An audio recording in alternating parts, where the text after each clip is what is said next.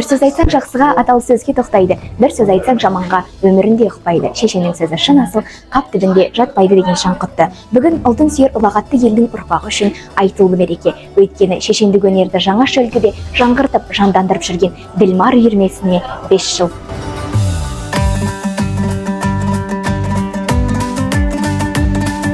3-4 ақпан күндері Алматы қаласындағы Республикалық Абай атындағы мектеп-интернатында Абайдың 180 жылдығымен қатар келген үйірме мерейтойы жоғарғы деңгейде атап өтілді. Кеш жалғасы республикалық 6-шы Ділмар сөз додасына ұласты.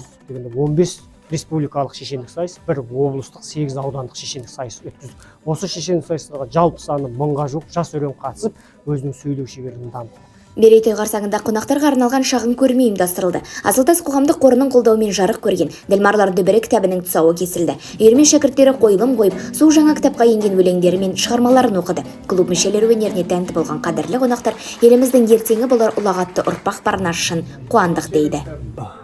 Елең өреңде болып жатқан әрбір жаңалықтың жақсылыққа шынайы ықыласына ниет білдіріп қолдау көрсету әр азаматтың парызы. Көп адам ұзақ болып кеткен жоқ па деп жатыр. Керісінше қазақтардың бәрі жаны қазақ адамдар әлі тоймай қалған сияқты болады екен деп.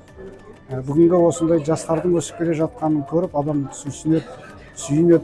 Кітаптың тұсауын кесіп кештің жоғарғы деңгейде өтуіне атсалысқан қадірлі қонақтар танымал диктор Аманжан Еңсебайұлы, Қазақстанның еңбек сіңірген қайраткері, актер Бекжан Тұрыс, Қазақстанның халық әртісі Рамазан Стамғазы, халықаралық республикалық айтыстар жүлдегері Жақсылық Орынбасарұлы және әнші әрі актер Әсет Есжан. Сөз адамның айнасы деген халық даналығын түсінгендер бұл шараның маңызын айтқызбай білері анық.